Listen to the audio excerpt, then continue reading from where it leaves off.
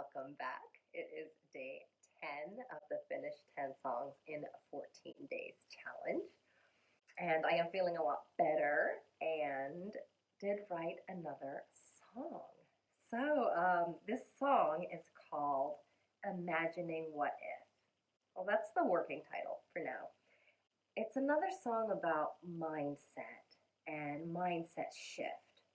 But this song actually came out a little bit differently. So the backstory on it was that a few years ago I watched a movie called Rock and Royals. It's a kids movie, a Barbie movie that I watched with my daughters. And I really liked it because there were a lot of good songs in there and the story was a really good one. But there's one song that really stood out in my mind.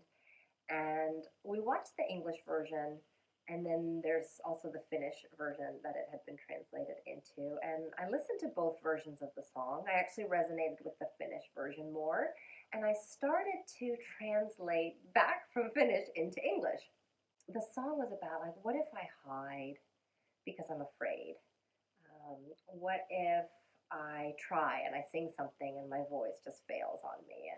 And these are things that I've thought about a lot, and I think that's why this song resonated so much with me, because then it switches to, but what if I shine? Like, what if what I end up doing actually ends up working out, right?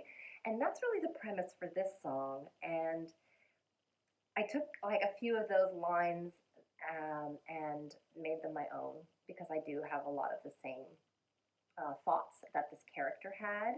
And so the lyrics turned out to be pretty like down, like what I was feeling. And when I picked up this song again for the challenge, I realized that I'm not really that person anymore. And I am not as afraid and I'm not as hiding and I don't doubt my voice.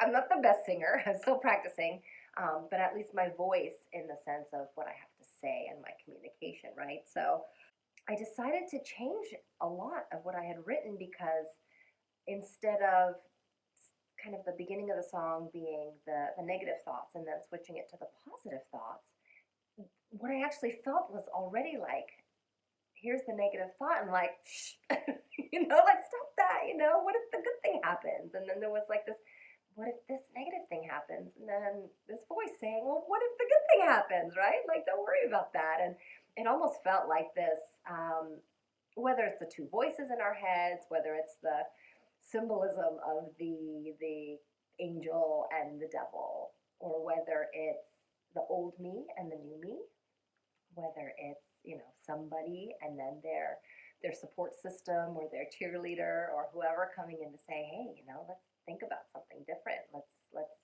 open up to the possibility that the good thing is going to happen instead of the bad thing, right? So that's what this song ended up being. I don't know if it's going to be a duet. I don't know musically how I'm going to differentiate between the two voices.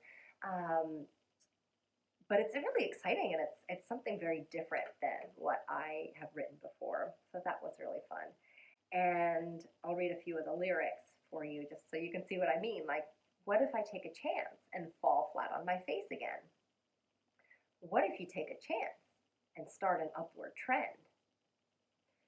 What if I use my voice and then no one cares what I have to say? What if you use your voice and totally make their day, right? And we naturally, as humans, with our defense mechanism and our reptile part of our brain, the old part that's designed to keep us like physically safe and alive, we see the negative first. We have this defense mechanism. And now where we are in the evolution of humanity, we are very rarely caught in situations where we need to have that physical defense mechanism kick in right away. And how can we then catch ourselves when we think these thoughts and then consciously choose a more empowering, exciting thought? And the benefits of that are so many. Because if we're not locked in our fear mindset that's really small and narrow vision and that, we can see the opportunity and we can see the potential and we can call that in. We can, and I even wrote here, like, it's way more beneficial to see the positive potential because we then align ourselves and open ourselves up and start using like that analytical part of our brain that can say, hey, this could work and this can connect to this, or I know this person that can do this. Whereas if we're just stuck in fear and we're just like, closed off, all we see is this one narrow tunnel that no, it's not going to work and I'm not going to even try. I've been there. I still am there sometimes, though, fortunately. With my self development work, I'm not this much in this mindset anymore. But that's what this song is. I want to also share my favorite line of the song. This song is a little bit more like colloquial. I know colloquial is not a colloquial word. It's more conversational and casual, and it has like I gotta do this and I'm gonna do this and those types of words, and it has a little bit of those sayings and cliches in it. But it's different than what I write, so that's why I wanted to keep it in and keep that vibe, because I wanted to make it conversational. Like, hey, we all have this, and we can stop this. It's okay. So here's the line. Gotta take a vacation from the negative anticipation. That's not that colloquial. Now that I read it, negative anticipation, people don't really say that. Fear, dread, worst case scenario planning, doomsday, all of that, right? That's kind of what that negative anticipation is.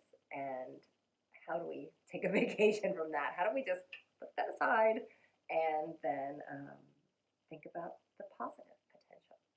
So the title is Imagining What If right now. I don't know if it's going to be Imagine What If or that what if. I like to keep it a little bit vague, because we do go into the what if negative, and how do we flip the what if, and maybe that's what it'll be, flipping the what if. Not sure. But anyway, that is, guess what? That's song number 10. Ding! Imagining What If. That's 10 songs. That's number 10 out of 10. That was my goal. And when I realized that, I am looking at my notes, because I really wanted to stress the fact that this is an achievement that I believe needs to be celebrated. For me, finishing 10 songs is a really big deal. A lot of these songs have been just sitting in a notebook binder, not done, for 3 years, 5 years, 10 years, like really long time. And I'm really excited with how this challenge turned out. I think I could have done it in 7 days, because most of the songs were pretty much there. I just struggled with a couple of them that needed a little bit more refining and to get really clear on the idea and to align with who I am now as opposed to who I was when I started writing them. But otherwise, like, I pretty much cranked them out, and I loved doing it. It was so fun, and sitting on the couch even when I wasn't feeling well, it was fun. And I was sharing it with my kids and my husband, and like, hey, I'm up to this song and I'm singing this song to them, and I'm like, remember this one. And it was just a really cool thing. I felt like a songwriter. I felt like this is my work. This is whether it's like work that'll end up being paid maybe someday, somehow along the way. I don't know. I'm hoping.